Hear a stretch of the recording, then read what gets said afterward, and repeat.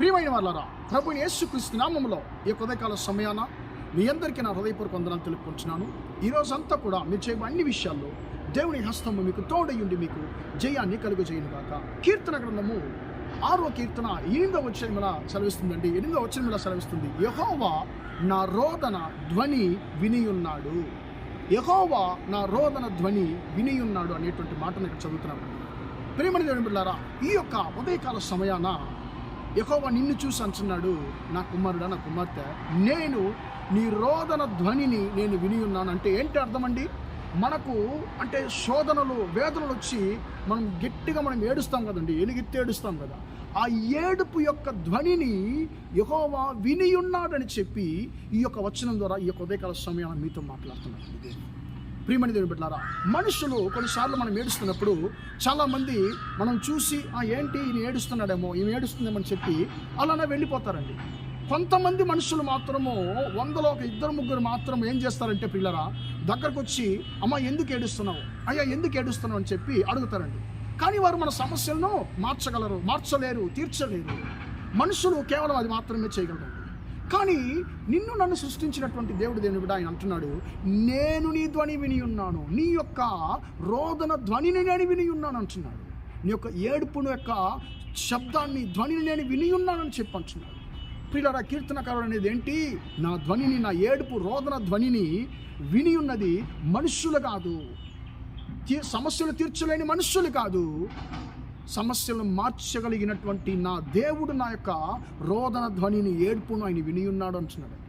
ప్రియమైన దేవుని బిడ్డలారా, 1 సమూయేలు గ్రంథము 30వ అధ్యాయంలో ప్రియులారా, దావీదు ఆయన మనుషులు తన యొక్క దేశంలో ఉన్నటువంటి తన యొక్క కుమార్తెలను, చిన్న బిడ్డలను వారు అంటే ఆ శత్రువుల ద్వారా చెరపట్టబడ్డారు, చెరగా తీసుకెళ్ళబడ్డారు. ఆ సమయంలో ప్రియులారా, దావీదు ఆయన మనుషులు అందరూ కూడా వారిలో బలము అంటే పూర్తిగా బలము బొత్తిగా పోయేంత వరకు, వారి బలమంతా కూడా తీరిపోయేంత వరకు ప్రియులారా వారు గట్టిగా ఎలుగెత్తి ఏడుస్తున్నారండి. ఎందుకు? మా కుమార్తెలను, మా యొక్క భార్యలను అంటే అన్యులు, అంటే మా యొక్క శత్రువులు చెరగా పట్టుకెళ్ళారని చెప్పి వారు బలాన్ని కోల్పోయేంత వరకు ఏడుస్తున్నారు. ప్రియులారా, ఆ యొక్క రోదన ధ్వనిని, ఏడుపు ధ్వనిని యెహోవా విన్నాడు. ఏం జరుగుతుందండి? దావీదు దేవునిలో తన దేవుడైన యెహోవాను తను బలపరుచుకుంటున్నాడు, దృఢపరుచుకుంటున్నాడు.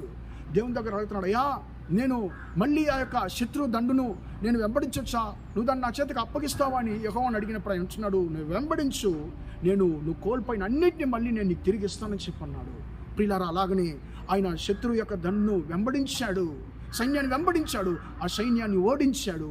కోల్పోయినంతా కూడా మళ్ళీ, వారు పట్టుకున్నదంతా కూడా మళ్ళీ ఏది కూడా కొదువ లేకుండా అన్నిటినీ తిరిగి పొందుకున్నాడు. ప్రియమైన దేవుని బిడ్డలారా, మీ జీవితంలో దేని నిమిత్తంగా మీరు రోదన పడుతున్నారు, మీరు ఏడుస్తున్నారో, మీ ఏడుపు యొక్క రోదన ధ్వనిని యెహోవా విని ఉన్నాడు.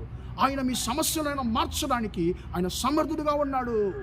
దావీదు యొక్క సమస్యలను మార్చినటువంటి దేవుడు, ఆయన యొక్క ఏడుపు ధ్వనిని మార్చినటువంటి దేవుడు నీ యొక్క రోదన ధ్వనిని ఆయన మార్చి ఆనందంగా ఆయన నిన్ను ఆశీర్వదించబోతున్నాడు.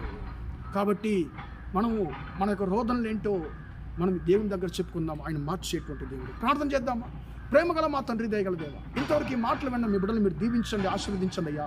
యెహోవా నా యొక్క రోదన ధ్వనిని వినియున్నాడన్న మాట ప్రకారం తండ్రి, మీ బిడ్డల యొక్క తండ్రి రోదన తండ్రి, ఆ యొక్క ఏడుపు ధ్వనిని తండ్రి మీరు విని ఉండే దేవుడు, దాన్ని బట్టి నీకు స్తోత్రం.